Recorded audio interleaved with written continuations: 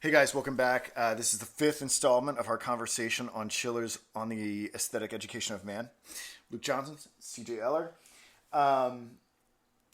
So, CJ and I were just talking off camera about sort of something that's probably doesn't really, is not just germane to German thinkers alone, but sort of philosophers in general who adopt jargon, invent jargon, and things like that. What happens when we get really deep into these texts is that when we're sort of lecturing on them or we're responding to the author in our own consciousness, I think what happens is we adopt a language. We learn to speak their language.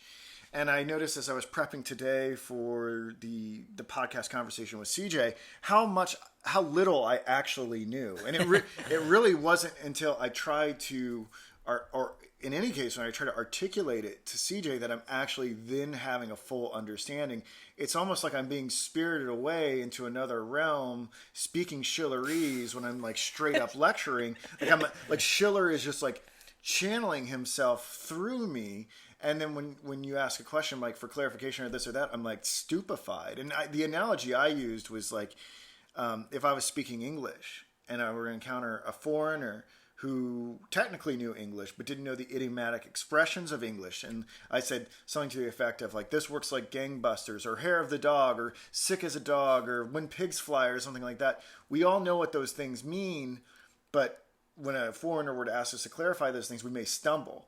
And I think that's what happens a lot with Hegel, Kant, Schiller, all these sorts of people. It's like, I know what the unchangeable unity of being is, like kind of, but I can't really tell you what it means. Yeah, and I think it's partially too that it's maybe divorced from a practical use as well sometimes, where maybe slang, we can use it in a more practical sense, but sometimes this stuff, we can't just go around talking about, like you said, I don't know, anything that Schiller has said, play what was it, the play impulse. We can't just say play impulse randomly and expect everybody to get it. But I mean, it's interesting too then, because like we were talking about earlier in another podcast, is that Schiller is talking Kant here, and that a lot of people during that time would have the same understanding, just like an American would understand the slang that they speak. These guys, or at least maybe the audience of his time, would understand the jargon, especially when it came down to ethical Kantian things. And I think that was going to lead into something that else you wanted to talk about, at least to preface this podcast, was Kant. So yeah. Well, I've had and yeah, throughout our discussion of Schiller, I've had to go back and relearn some Kant. I had to relearn. I mean, off the top of my head, I think I pretty faithfully sort of articulated what the Kantian ethical program was, even though a lot of it was unargued assertion. I just kind of gave you a sketch of it. Sure. Then I had to go back and look at what Kant political freedom looked like in order for us to understand the context of this text. Sure. But something that really I was left scrambling last podcast was there were, as we started to talk about the constitutive elements of universal man, like how much this was sounding like Kant's critique of pure reason, and then we inevitably got into talking about the noumenological phenomenological divide, and I was like, oh my god, I'm out of my depth again. I'm gonna have to go back and learn Kant's critique of pure reason, which, by the way, is one of the most Herculean tasks that a philosopher at any stage in their career can ever try to take on. One of those Mount Everests. Yeah. And I've taken a class on it before, but I've forgotten it all. It's way too complex. But lucky for me, and I do think we're building something very special at Noetic by doing these very deep readings and things like that. What I've noticed is for really massive, like the big boy texts, the big girl texts, people will do lecture series on them. Like, for instance, the Great Courses has a lecture series completely devoted to Ulysses, right? It's just one of those massive works that you have to read. There's an app on your iPhone, iTunes U, which I don't think a lot of people use. I hadn't really used it until this week. And I was just like, I searched Audible for something specifically on Kant's Critique of Pure Reason. Nothing. I searched great courses. I don't think they had enough of the detail I wanted. But Oxford University has begun to upload some stuff. And they actually had a 9-part, like 8-hour lecture series just on Kant's critique of pure reason. Nice. So what did you dig from that, at least in pertaining to what we're going to go over today, or at least... Well, what I want to say something real quick about that. Okay. People should check that out because it's really helpful. And it was done by a guy named, I believe his name was Dan Johnson, if you want to look it up. And he was very poetic, and he was very careful, and a very careful steward of the text. And he brought in a lot of the Scottish influences into it. I think it's still sort of a massive overview of Kant's critique of pure reason. If I were to do it, it would take me probably 5 years. And my lecture series would probably be 5 times as long, but he gave a very good overview of it. And I'm not even going to pretend, I'm not going to go into the discrete mechanics of it. Okay. But the reason why I had to go back and look at that is because there are a couple of questions we had to ask here. Is that Schiller is talking a lot about how we create reality. And how we involve how form sort of gets married to the sensuous side, and we sort of create this world. But then other things like laws of right and judgment and stuff like that also emerge out of the formal aspect of man.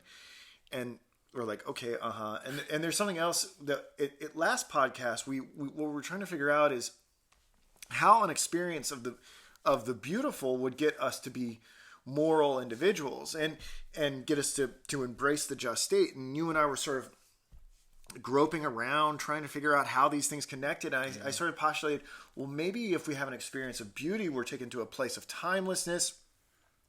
We can pull back that veil of Maya, and we can look at the noumenological realm, and we can see Kant's kingdom of ends and realize we're all one, and join hands and give everybody rights and embrace the political future that Kant saw. That was wrong. I mean, I don't want to say it's wrong. It may be right in a way, because now I've realized I have to go and look at the critique of practical reason and critique of pure reason, or judgment.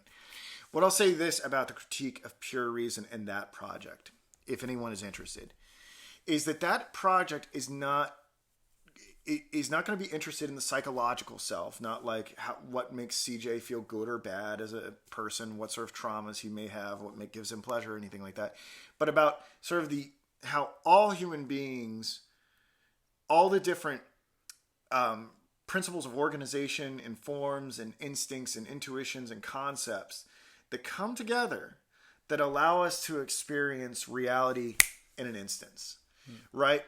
So it's not just that you can have I have a concept of a computer screen and it fits that, and then there's that, and I have a concept of a guitar and I see the intuitions and it fits that.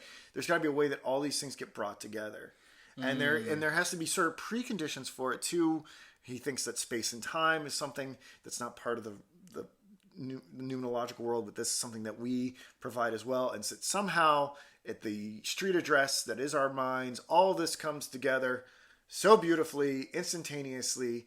And there are lots of different sort of organizing principles. They are a priori principles, which can be analytic and synthetic and a posteriori. I'm rambling on. No, but I guess the point is that Schiller is using Kant's conception of that, or at least not psychological, but this kind of more just like how we actually, almost like ontological kind of this is what we are as human beings, to then say that we need beauty and aesthetics, I guess, to bring about the just state. I'm still figuring out how it connects to that. But I'm assuming, I would to the end goal. I would say if anyone is interested in knowing for certain what the forms are, and I could go on about it, what the forms are that Schiller is talking about, you probably should read this book in a Kant class or something like that, is that you should go back to critique. The critique of pure reason will fill this out. But the really essential point, aside from I can sort of schematize some of the different forms and categories and things like that make up our ability to have a reality, to have science, to have knowledge in that respect. Kant is going to say in the Critique of Pure Reason that the noumenological realm is off limits. Okay? There is no viewing the noumenological self. use reason to examine how that self carves up reality. But there's no getting beyond it to look at the self in its pure form. And then also at the end of the critique of pure reason, there are these antinomies of pure reason that consider the possibility of the universe being infinite or finite. Consider the possibilities of there being a God and not a God. The possibility of there being a mortal or an immortal soul. And Kant reasons in those antinomies of pure reason that they're unknowable. So, at least in the critique of pure reason, we are not going to be able to pull back that veil of Maya and see God via reason. We're not going to be able to pull back the veil of Maya and see souls without their skin on. We're not going to be able to pull back the veil of Maya and understand whether or not, like, the universe is infinite or finite. So is that because then we cannot have this sort of metacognition? We can't see ourselves thinking. We can't think about thinking. I don't know. Is that what you're saying? Well, we're so involved that we can't go back and pull the veil. We can think about the limitations of our thinking. Okay, but we can't go beyond the limitations of our thinking on its own. Okay. So with a caveat, on its own, and I have to do some background research on the practical, because Kant actually does postulate God eventually, but he doesn't do it through rational means. He does it through moral means. Interesting. And might be getting a little too ahead. We could go 20 more minutes about we got a lot of Schiller to talk about. Yeah. I've got to go. I found some more stuff on critique of judgment and things like that. Maybe with the help, maybe reason and morality will allow us to see things in the numenological realm. Maybe reason and beauty will allow us to see things in the numenological realm. But I'm telling you this, from a critique of pure reason, the numenological realm is off limits if we're just using our minds. Now, maybe with the help of prayer or something else, it might be possible. But I think this goes right into our first letter of discussion, though. What is it, the 13th or the 12th? I can't remember. Which letter are we discussing first? I believe we're on a 12. Okay. One more thing I just wanted to add about that is that at least from that lecture series on the critique of pure reason, that really just sort of schematizes the world. It doesn't really show us how we get from the forms of sort of concepts and things like that, and how we marry concepts with intuitions to get reality, how we then get a moral world, and how we get a beautiful world. This is where Schiller comes in. At least he's taking what Kant has done, but he's almost kind of connecting dots that weren't there, or he's trying to fill out gaps. Maybe where he saw Kant not filling them out. I guess, is that what you're saying? Yes, in some sense. Or he maybe just sort of, Kant may then fill them out in the second and third critiques, the critique of practical reason and critique of judgment, and Schiller is just echoing him. But I can't say for certain yet because I have to brush up on those things as well. But I think what's important here, and I think a good lesson to learn, is that no philosopher works within a vacuum. Or I guess maybe we think of a philosopher as a man who just sits in his room and just thinks like a Descartes or something like that, where it's just like, I'm just going to sit here and I'm going to think about things, like just tabula rasa, that everybody's kind of working from a framework or responding to a framework. So Schiller in this sense is, I think what you're saying is that he's sort of taking this framework that Kant has given him and working it towards how we can get a just society. Yeah. So let's. I don't know. Do you want to dig in? Yeah. So we are on letter 13. And okay, great. Lucky number 13. Let's. Do it. I think maybe last podcast we talked about the differences between person and condition. How there was the formal impulse proceeded from man's person. How the sensual impulse proceeded from man's condition. Right, and one was unchangeable and one wasn't. Right. Make sure. Yeah, and the formal aspect is typically something that is unchangeable and sort of timeless, whereas the sensual is something that is always experiencing alteration, and they exist in sort of this dynamic tension, right, where the categories of the formal impulse are always trying to subsume the manifold, the what the sense organs take in, and the sense organs are always sort of trying to fit themselves underneath universals. And depending on the directionality of that, we call that absolute formality or absolute reality. Absolute formality, if that which is taken in by the sense impulse is trying to gravitate up towards the category, and we call it absolute reality if the category is trying to subsume up everything underneath itself into reality. Okay. So what we want to talk about today then is like we want to be able to get from the general sort of carving up into the world into a different sort of experience, right? So I think he establishes at least not so much a problem in this letter, but a fact that, at least correct me if I'm wrong, but this is sort of like where he drops a bomb, at least on me, is that he says that these two things, the sensuous and reason, or I guess thought or formality, that they never collide. They're not so much this yin and yang where they kind of meld together. There's this sort of these two things that are off in opposite ways, even though they do sometimes, I guess, affect the same object, but they're off in different realms. And I guess that's where he talks about how man is not divorced, but that he's kind of between these two states of mind. Is that... Yeah, and the thing that happens is that one tends to dominate the other, right? Right. So or maybe not dominate, but like take hold. Because he says like not really collide. They don't really collide, which is I thought was a really interesting kind of way of putting it, where he's like, they're not like, and then like, hey, reason wins. It's just kind of like, I don't know, reason just kind of pushes...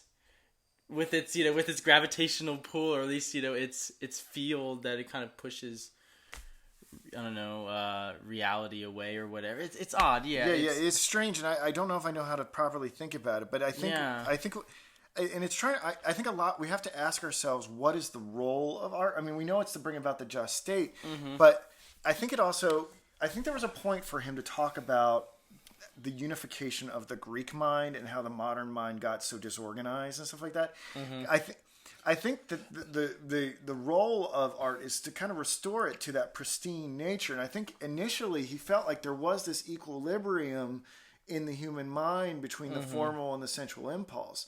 But then we get the sensual impulse wants to turn everything into alteration. And if we want to, the formal and personal aspect of ourselves will sort of fall away. And this is where we can see individuals get caught up in the mad rush of time and sort of become what Schiller says our mere world, right? And he's going to also say, and you've used this word when you first came in, what does he say? And then he says both poles, whether you are completely with reason or completely of the sensual, you are a non-entity. Yes, which is sort of insane. To say, like, I don't know if that means like you don't exist. Like that's with non-entities. That was kind of philosopher talk already. Like I don't know if you can extrapolate on that. Well, why? Do you know why he says that if you become too married to the sensual, or you become too married to the formal, why you become a non-entity? I guess because you're not. It's almost, I think, what he was saying, where maybe man has both of these together in some sense, and if you divorce one from the other, I mean, they don't collide, but I think having that, when they're both, like, I guess we use the magnet analogy, like when they're both together and they're kind of like vibrating together off and feeding off their own, their own forces together, that is almost a human being. And if you divorce one, you're not really, I guess he's saying, like, you're not really a human being, or you're not participating in the full human experience. Right. So I think you have to ask yourself, what are the different things bestowing upon you? And because, I mean, the way that he's talked about it is that I know a lot of us want to think that what makes a human being is some sort of disembodied intelligence or something like that. But that's not going to be what a human being is for Schiller. A human being is a person embodied, right? So it's the marriage of person and condition. Or you could say this is even a continuation of the Kant thing you're talking about before, where he's saying like there's a limit to just reason, that we're not all just reason. Right. Well, like if you're just form, if you're just concepts, you're nothing. You're just potentiality. You have to feed concepts, intuition in order to get a reality. And if you become just sensual, then you annihilate the understanding. You annihilate the formal aspect of yourself. But if you become just formal, you're sort of this ghostly apparition that has nothing that's feeding itself upon. Now, whether or not you could really do that so long as you're embodied is another question. But I definitely think you could sort of become a non-entity in the sense that you sort of stop using. You'll still be making a reality. Presumably every organism, presumably dogs have concepts and intuitions and things like that, but they're not going to have like the same sort of they're not going to have the same sort of formal laws of morality and beauty that humans really That's have. such a fascinating point, because then that almost says that dogs and animals have this potential energy to be rational. Is that what you're saying? I don't know if maybe that's not what I think you're what saying. you could say. I think what you could say but is this. That they're not using it. Yeah, where it's like maybe they have this, but they're not. Well, this is what combining them together. In the Critique of Pure Reason, what Kant's trying to do is really only to account for how humans know things, but presumably, every organism or aliens and things like that take in the data of the world differently. So, like, my dog has really astute sense of smell or hearing or something like that. Like, it can probably smell me way down the street or something like that, right? Whereas, like, a human would never be able to do that. Yet that's part of their phenomenological reality. Okay. Or like an insect may be hyper receptive to certain colors. We may see a color as purple, but it may be like a color that doesn't even register on our scheme to some sort of insect. You know, when the bee's buzzing around a flower, we say that's a purple flower, but the bee's like has a completely different phenomenological experience. But the bee and the dog, the elephant and the human all have different forms and intuitions that give rise to knowledge, if you want to call that knowledge, or a world, reality. But then it's our reason side or our formal side that kind of, I guess. And this I don't really understand because Schiller is going to say that our ability to have moral laws and make judgments of beauty and things like that are going to proceed from our formal side as well. And the Critique of Pure Reason doesn't really help us with that. That's why Kant had to go on and do the Critique of Practical Reason and the Critique of Judgment, is because the Critique of Pure Reason is just kind of concerned with how we experience the world, and it's just the human world, not dog world. You could presumably, if dogs could become hyper intelligent, one day they could write Critique of Dog Reason, right? But Kant can't write it because he's not a dog. Yeah, and I mean, we're not focused on the dog state. We're focused on the human state, at least trying to bring, a better world for humans or for society. Yeah, but that was an interesting little digression that that's so fascinating. So just because we are intelligent, and it doesn't mean that dogs don't have form and manifold that they subsume under concepts as well. It's just, so cool. we can't even begin to speculate about it. And there's been a lot of research in this area, like over the past 30 years. There's a really famous paper by Thomas Nagel called "What's It Like to Be a Bat?" And it's to illustrate that we can't get at the phenomenological experience of what it's like to have bat consciousness. Like, no matter how much science, how much philosophy we apply to it, we won't know what it's like to be a bat. There's something irreducibly inscrutable to being a bat. And I think, and the guy that did the iTunes U lecture from Oxford, he cites that as well. He said Kant would have a passing interest in that field of research. I thought that was pretty interesting. It's a pretty famous paper. Yeah. So we were talking about that divorce between reason, or at least that man is kind of fighting with these two forces in his own being, and that one may win out and one may get tossed to the side, and that he is not a real entity, or I guess he's not fulfilling his humanness by just sticking to one or sticking to the other, that he must be united in some way. And he does go on to say what should help in bringing, or that there has to be some kind of but some kind of thing to help keep these two in check so that they're kind of floating together in unity. Was it culture, did he say, or is that going too far? No, continue to elaborate on culture, because culture has to groom and develop these things, and what it does.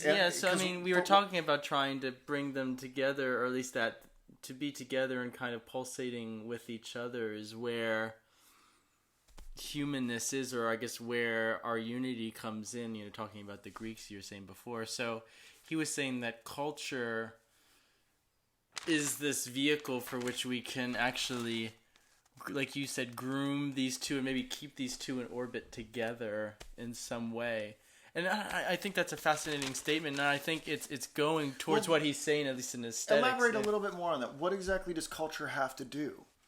Because culture is a preparatory system, right? And Schiller wants culture to groom. And what does it mean to groom the formal and the sensual thing? I mean, one keeps the other in check, and the other keeps the other. Where it's like at the same time. But reason is keeping. Right, but it's not just for the end. It's not just for so that people can carve up reality appropriately. And when you and I look at my white tiger nightstand, you and I see the same thing. It's not necessarily for that. Okay. It's for the larger arc of the project. Okay. Like, for instance, if you're the Renaissance man, you're the highly enlightened man who knows mathematics and philosophy, and your formal aspect is groomed by culture, and you also go and see Hamlet, and you have loving relationships, and you have your feelings sort of developed of, well, you are going to be a fine recipient for the art object that's going to put you into the aesthetic condition, which will then make it so that you can embrace the just state.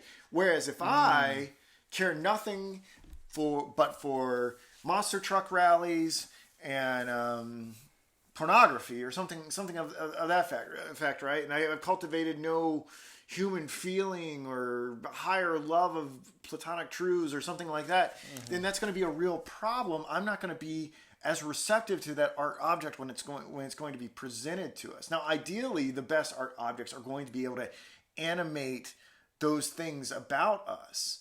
But the art object is the art object a part of culture too, or are you talking more just culture in the sense of principles and ideas that?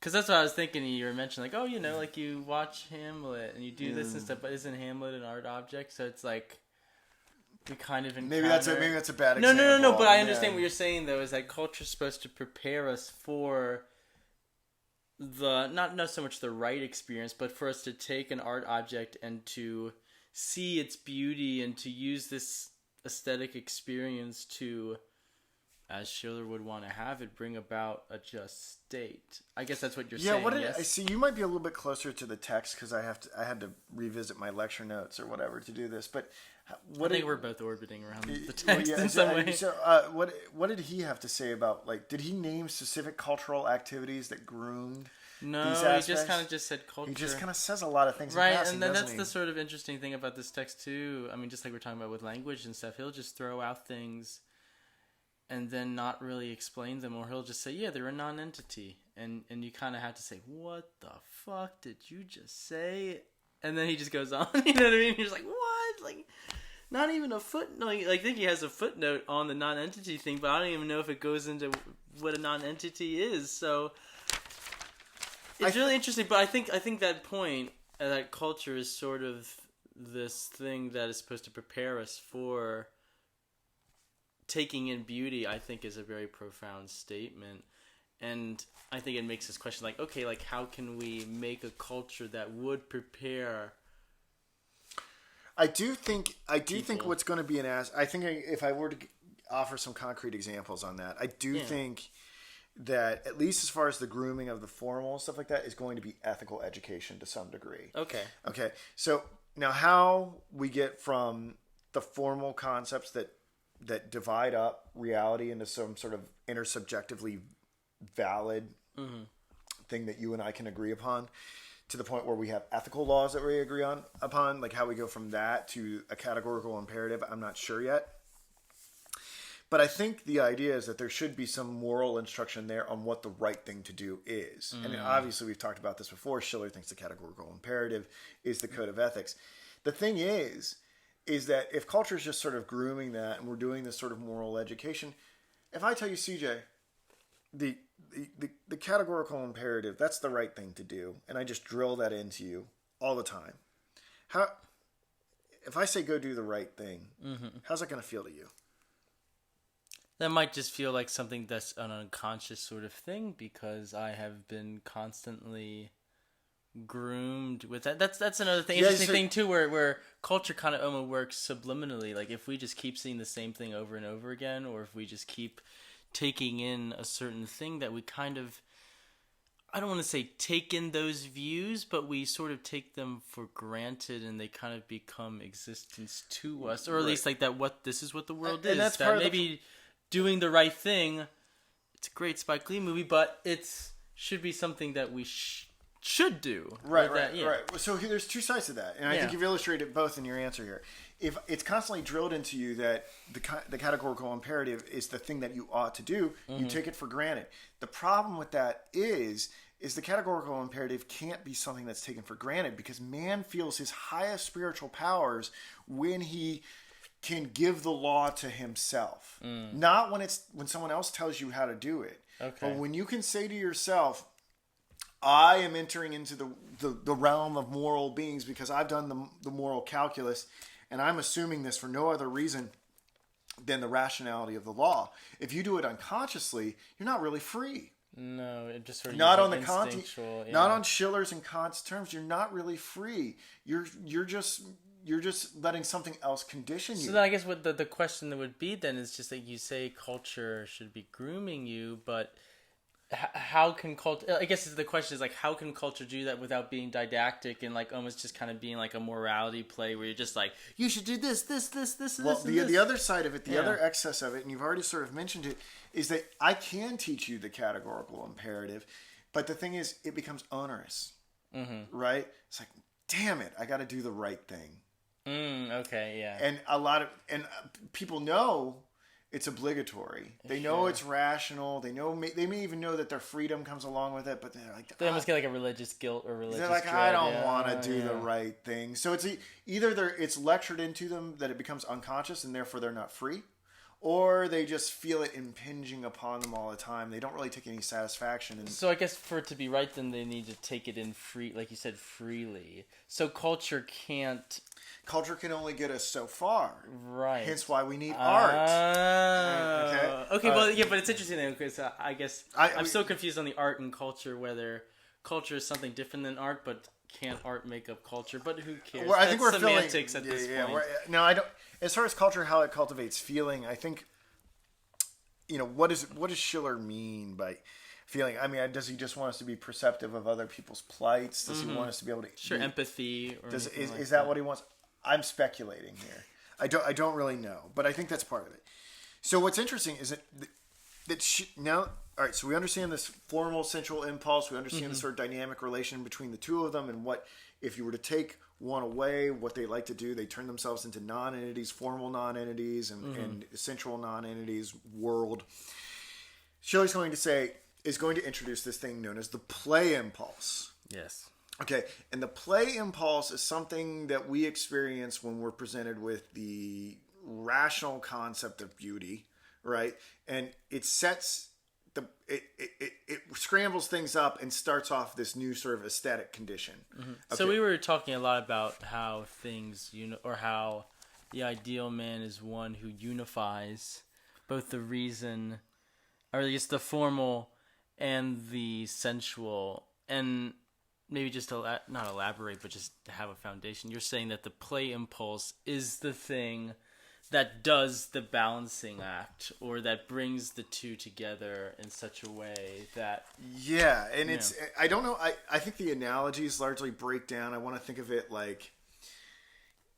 he's a poet, so I don't know what he said. I want to think about it like a scale. Sometimes I want to think about like mixing froyo. I'm not exactly sure how to... But he has... But that's the thing too, like where it's like he said they don't collide together, so like I don't know if they're like two froyo cups, like like not in the... I don't know. I'm going to try... But see, this is the cool thing about being a philosopher, but a poet first and a philosopher second, is that you can just, like, analogies, like, your go-to things. So, I mean, for Schiller, he has all these cool little things. I mean, we've touched upon it before, like, different analogies and whatnot, so I can't remember if he says anything in this. So what he's going to do, he's going to say that the play impulse is going to synthesize. Okay. And it's not just going to, like before we were talking about as far as like dividing up reality and understanding reality, we talked about how there was this synthesis, or maybe we should say symbiosis, of formal and sensual impulses to make reality. But in sort of the play impulse, they get all mixed up together, right? And he says this weird thing, and I guess we're going letter by letter here, and we're not authorities, and we're just figuring it out as we go with people. But he says this thing that, like, in this synthesis, typically in the formal stuff, the formal wants to, like, make an object, impose a form, and therefore make an object, and the sensual wants to receive an object, like, wants to, like, if I touch you or whatever, it's going to be translated through your sense organs up into your brain. You felt the touch. He's going to say that the wires get crossed in the play impulse. And he says two things will happen.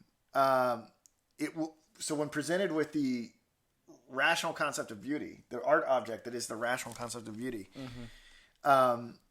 we will receive what we produced, which sort of makes sense. So like we're making something, but then beholding it.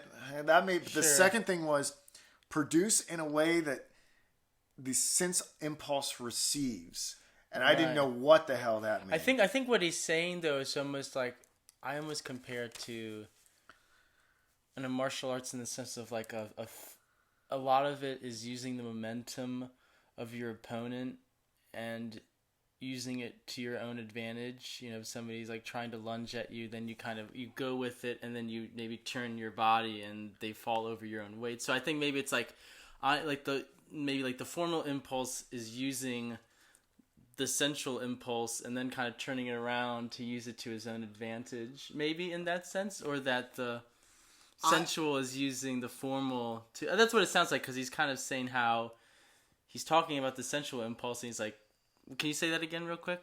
He said two things happen in this synthesis. We receive what it produced. Right, so we produce it. We produce in a way that sense impulse receives. So we receive what we produce. So the receive is the sensual part, and then produced is the formal part. So I guess he's saying like, I guess the formal is there, and then the sensual is going against it, and then I want to receive what I produced. Like I guess that's how I kind of view it, where they both kind of use each other's weight against. For its benefit, I guess. So where both are being used at their like 11, like they're both like up to 11, but they're both kind of in this weird synthesis together. They're all mixed That's what up it sounds together. like. But I didn't know how to. That in your example may be appropriate. I tried to think of an example of this.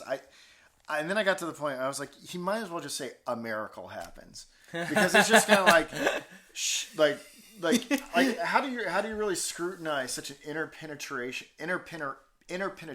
of impulses? I'm not sure that you really can. I don't really know. So I just and I think the funny thing too is like, I don't know. We have to keep remembering that I keep forgetting that he's a poet. So he I think he's kind of used to kind of making us wonder and kind of like, oh wow, this is so interesting, and he knows how to use words in the sense that kind of like. A miracle just happened. Yeah.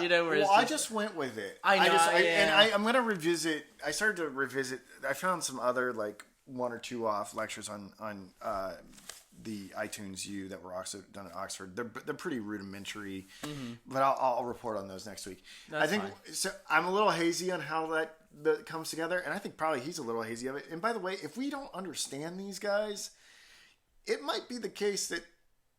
They messed up. Yeah, and that's another thing too, is that we just assume that these guys, or at least the people that we're reading, like, philosophy, the people on the top, or at least that are these foundational, monumental thinkers are end all be all. But we have to, in that, if we don't understand them, that, oh, well, maybe we're just so simple-minded that we can't understand, but on the other end, maybe they are just so confounding and confusing, like we were talking about before, where maybe you just can't understand it. It's okay to, It might, I think I told you a little story about Hegel, about how there was someone asked him about a passage that he had written. He's known for being, convoluted and super confusing. obfuscating and stuff like that. And he said something to the effect of, only one person knows what that passage meant, and even he doesn't remember. I don't even know if he was referring to himself or God, which implies a lot about Hegel's philosophy, because I think he felt like God consciousness was comprehending itself through him. I don't know. Right. But what's interesting to note, you were saying, like, not the Kant and Kant, who is motivating a lot of this, is not universally accepted. I mean, he's universally taught, and he's known as this thinker that sort of turned the philosophy world on its head. But just because you're taught doesn't mean that, or just because it's taught doesn't mean that the teacher, whoever's teaching, agrees with what he's saying. When Kant came out with this stuff, now Schiller is an acolyte of Kant, but there were a lot of people when Kant stuff came out that were incredibly critical of Kant's work. It wasn't like, I mean, I'm sure they granted some things to it, but there were aspects of the Critique of Pure Reason that Kant's contemporaries were like, back up, wrong, and there are still people today like having really heated conversations about Kant. So Kant endures because of his influence, not necessarily because of his correctness. Just because you're an influence doesn't mean that you're correct. And so if we challenge Schiller and Kant on this stuff, like you said, it's not because we're dumb. Maybe they were opaque, and maybe they assumed some things. No, and that's okay. And I think sometimes maybe even just trying to understand philosophy or read these texts, it's more so the process than anything, where it's like we're not supposed to just read it and understand it, but it's just the process of trying to think about these things and having these things in your mind that really matters, that maybe the content, as much as that is important, that it's also just taking it in and just thinking about these things, whether you understand them or not, just going with it. So I suppose we're going with it. See, I want to go with it. We're going to. Are we hitting another letter, or we're still at the tail end of 14? And what I want to say here is I want to connect this all together. All so right. So these impulses get blended together. The formal and the sensual impulses get together with the play impulse. In the play, they're consolidated into the play impulse. Mm-hmm. And one of the things that he says that happens when these impulses cross streams and get mixed up together is that finally here, we get man feels his most spiritually dignified nature. Mm-hmm. For two reasons. We talked about it already. If culture has groomed man to become an ethical being, but he either has taken that ethical erudition for granted or finds it to be onerous, or the sensual aspect is like if romanticism is like really in play and people are so beholden to their emotions, you feel like you're buoyed about by sensuousness and emotion and whatnot. When one beholds the rational art object, the objective, beautiful object, it is supposed to negate the moral compulsory nature that comes from our formal aspect and give us leverage over the sensual aspect. So it's supposed to elevate us so that we feel ourselves to both be spirit, to be hyper embodied, and also spirit as well, that is like pure moral being. So as far as I understand it, when we behold the rational art object, we experience a certain sort of vitality and also spiritualness, because doing the right thing doesn't seem so obligatory now because of the nature of the mix of the sensual and formal impulses when it receives the beautiful art object. So then an aesthetic education then is trying to teach us how to do that. I guess, but then again, that's almost kind of imposing, like, this is how you do it. Well, I think the aesthetic education is to be, and we're connecting some dots here, and I'm still figuring a lot of this out, but if we present people, if they have their sensual and formal aspects of themselves groomed, and then we present them with rational conceptions of art, then they ought to be, I guess, perhaps their most morally generous. And I'm skipping ahead, but this may be the thing, because they feel so morally generous and it's so easy for them to be moral, and they feel their freedom, they feel that it's going to be so easy for them to extend universal rights to man. Whereas before, they were either too caught up, before they encountered the art object, they were either too mired in immediacy and sensuality and stuff like that to care about anybody but themselves, or the ethical imperative felt like a yoke. But like when the beautiful is experienced, the yoke comes off, and we're sort of bursting with moral generosity. So like a revolution, like a bloodless revolution, but using beauty as the kind of And as we've talked about, we can see why that would be something that Schiller would want to advocate, given how bloody he saw the French Revolution to be. So essentially, if the play impulse is properly activated, it should liberate us both from sensuality and formality in a way, which is really kind of crazy, right? So we should say something a little bit. He gives us a little bit, and I don't know. Look, we're at 45 minutes, so we'll just keep going. We'll say whatever, but because I was like, man, I'm gonna need some help trying to figure out some examples. No, of that's this. okay. And maybe if we have to save it for the beginning of the next. Well, I think we still get through it. Okay, let's see what we got. If we go long. This is like, to me, this is like a garage band, but for philosophy. So let's just go for it and see what we can do. You know, like we're just going for it. Let's try. Well, so you have to ask yourself, if the object of the formal impulse are like the formal qualities of a thing, right? Like my hand would the form imposed upon that, I guess, would be like solidity, maybe temperature, maybe something like that, and maybe the sensual aspects of it would be maybe the feeling of the hand, or at least like what, when you look at it, I don't know what it brings about. Yeah, like the color, maybe that would be the distinction.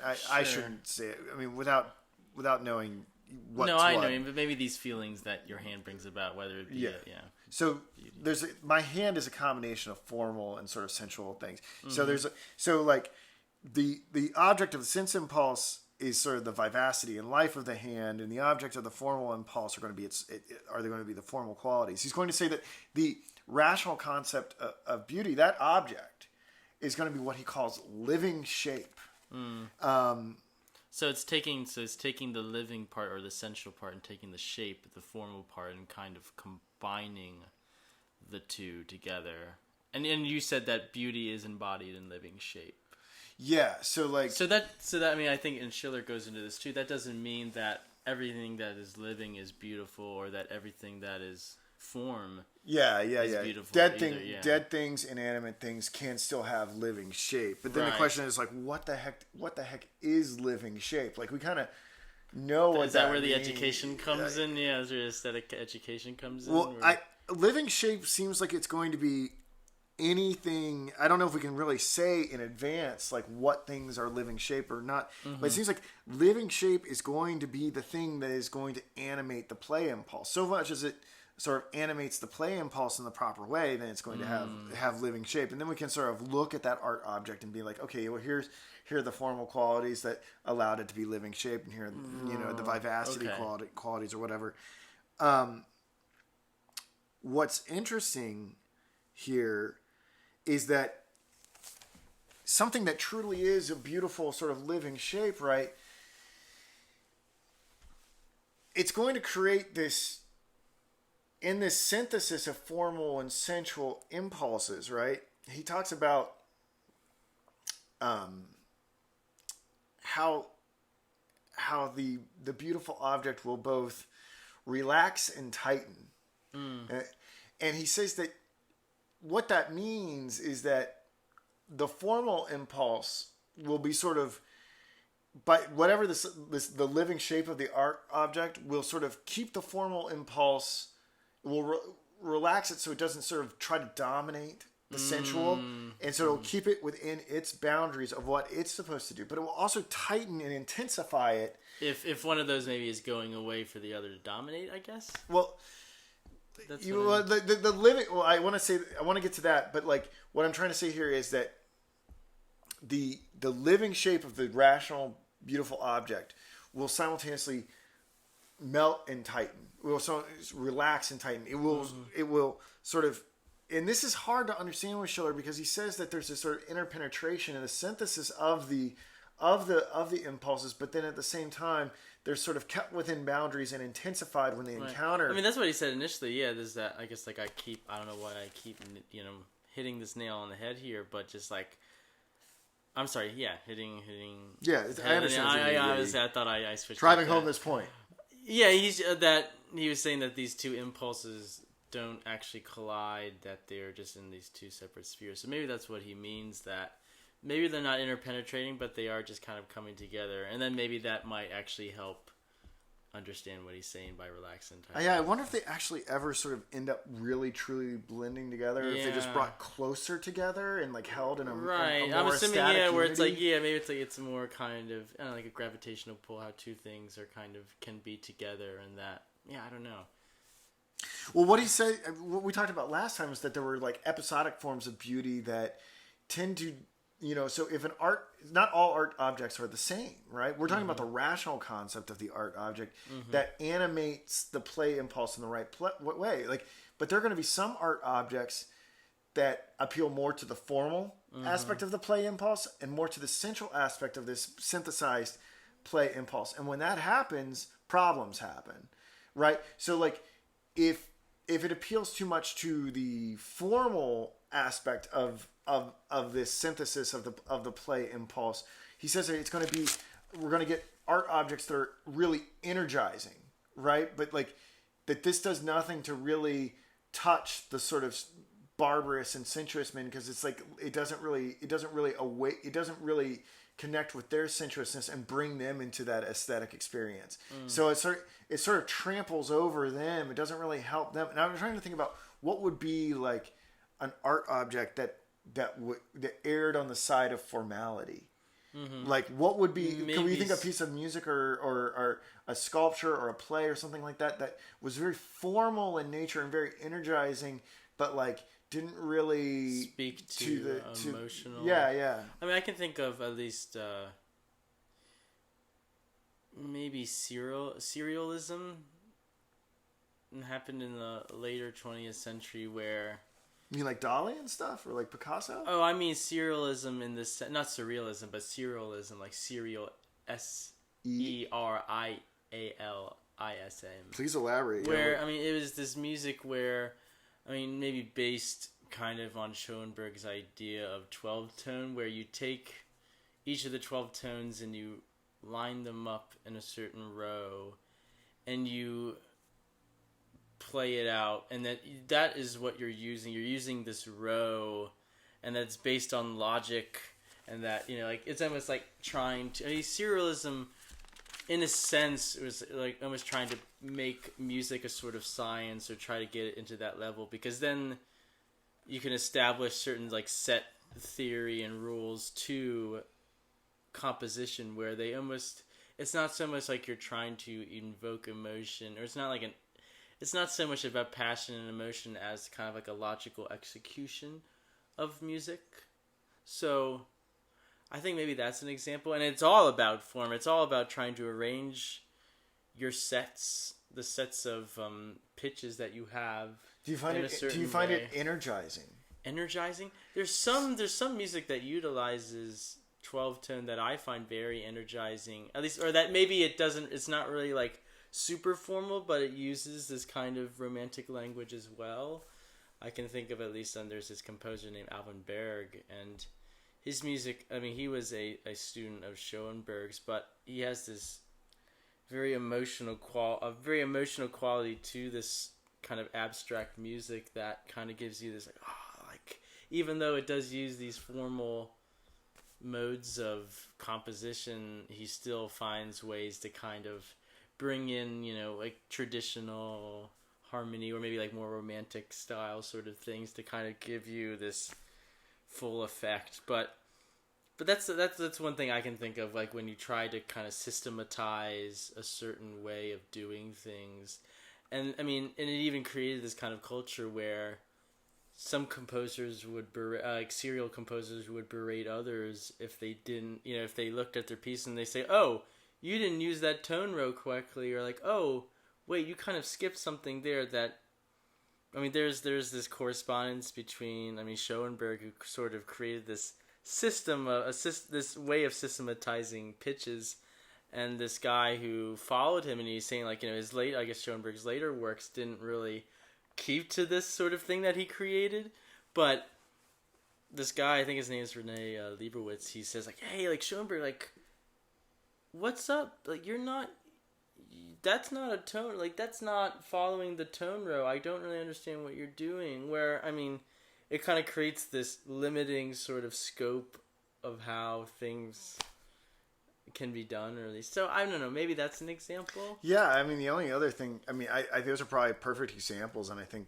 really spawn a lot of research into this area.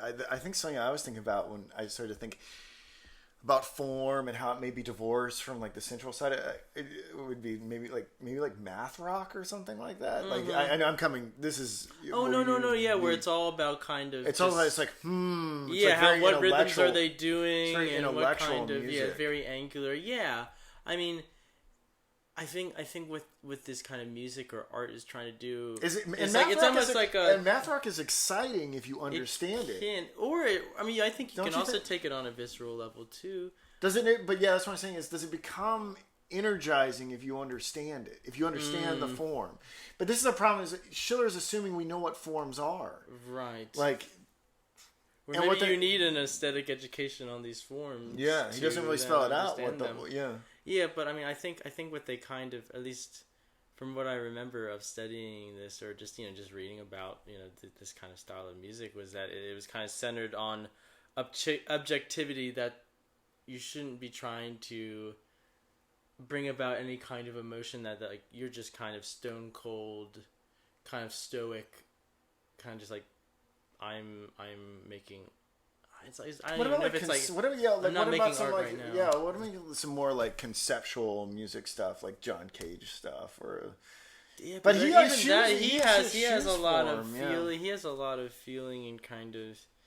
He was all into Zen Buddhism too, and chants, and I don't know. I don't really think of him as cold and methodical. I think about some of like the well-tempered piano stuff. That's obviously doesn't appeal to your feeling, but it's like very cerebral. Like a Bach or something like that. Like when he would put like the nuts and bolts. Oh, you're talking about like that? Yeah. I feel like that was almost kind of taking it, trying to make. If I remember correctly, like he was trying to like he did it for a dance piece, I think, or like it was accompanying like ballet, or at least dance. So I think. I still feel like that was, even if it is kind of like you can't really understand it, I still feel like that kind of stuff, in some sense, I think it can still appeal to maybe your emotions. But I remember there's this great little quote from, I was talking about Berg, and he was writing this letter, and he said, he was talking to this buddy of his, and they were talking about how his music either the ecstasy of emotion, like, oh yeah, music, like you just like almost like it's like the sensual side, like it's like Schiller would say that it's like an overload and sensual. I'm sorry, the sensual side, and Berg's like no, music is not the ecstasy of passion; it's the ecstasy of logic.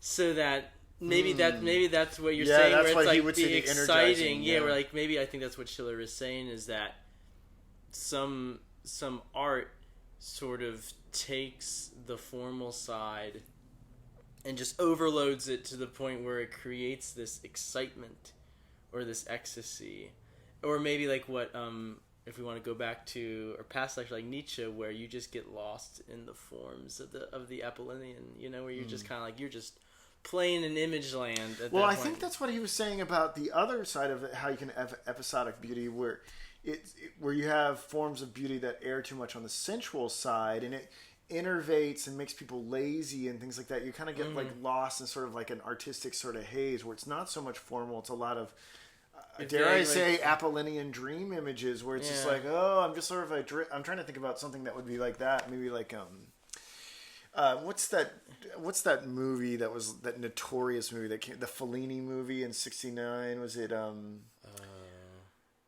sort of know what you're talking about, but I have no idea. It was like the first like mainstream homosexual movie about that happened like in ancient Greece or whatever, and like the gods and like it's like homosexuality is really on display for the first time, and it's like just a lot of it's just there's a lot of violence and all different forms of, I guess, sex that hadn't really been introduced to the American public before. And I remember watching it and feeling to myself like weighed down by it. Like, so maybe we could think about it. Like, I don't remember feeling energized by it. I remember feeling just kind of, it was too much flesh. It was too much myth. It was too much. It was kind of like, I had drank too much. Intoxication. I felt like I had a hangover after I saw that Fellini film. I forget what it was called. It's got a weird name, but anyways, I think that might be But all of this is sort of predicated on all the art forms being the same, and I think Schiller says this at some point in the text, is that all the art forms are becoming the same. But what we've seen from our study of Nietzsche and other people is that the standards for music and tragedy and painting are different. They're not all, it's not like we're going to say that they're all the same art form. But I think what Schiller's trying to say is, no, music, architecture, painting, they all fit this living shape model that I've developed. They all fit this. But like, it may very well be the case that music by its very nature has an emotional content in it that won't allow it to get too formal or too sensual. It may have math built into it so that it always has the ecstasy of math, and it may have the will in it that keeps it necessarily sensual. So maybe talking about music and trying to find an example of that might even be counterproductive, and maybe that's a good critique of Schiller that he didn't even consider. Yeah, or he didn't consider all these other forms, because he is a literature guy and he's working from poetry and plays. And he would do things, he would integrate them all together, like seamlessly. Like, he would do a play and a poetry reading, and then there'd be a musical book, like thing, and then they would all kind of run together. He doesn't, because I don't think that's, another thing too, I guess, is to realize the goal of Schiller. He's not trying to talk about, he's trying to talk about how this all can bring about the just state, and that maybe going into that might be just a little convoluted or just too, or it's not goal oriented. We talk about, I guess, not goal oriented. I guess we're like an hour 2 minutes in. I don't know. Do you think we've reached at least what we wanted to talk about? Yeah, I've covered everything I want to talk about. Wonderful. So what's next? Or like, what are we gonna do? If you can tell me real quick, or tell everybody, like, I don't know.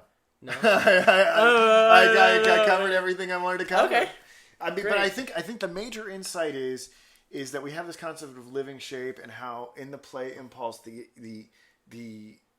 constitutive impulses are enlivened to such an extent that they give us leverage over sensibility, and they also they make the yoke of morality not seem so onerous. The bloodless revolution of trying to take these two things that are kind of like fighting each other and then trying to bring them together. It almost reminds. Have you seen Metropolis? Fritz Lang's Metropolis. Is that the movie that's silent film? Is it a cartoon? No, it's not. But at the end of, I'm going to spoil this movie, but there's this great little part where it says I think I'm just butchering it, but it says the way, I can't remember what it was. But it was like the head, like the head and the heart. I'm sorry, the head and the hands are constantly battling each other, because it was like a worker kind of, boss sort of struggle, and he's like the intermediary between the head and the hands is the heart. So in this sense, it's almost like the intermediary between the head, or I guess between the formal and the sensual, is the play impulse, or I guess he's going to say is beauty, is aesthetics, is I think what he was going to say is that the aesthetic condition, the play impulse, is going to be that intermediary step into justice, into the just state, depending on what where you're looking at it from. But like the arc is like, now I don't know, like I'm taking a guess here that this overflowing of life and feeling like a moral being, but how that translates into a just state, I can speculate, but I think that's going to be something we address in the next podcast or two. And we should do that. We should do that. We should finish this one. Sayonara, guys.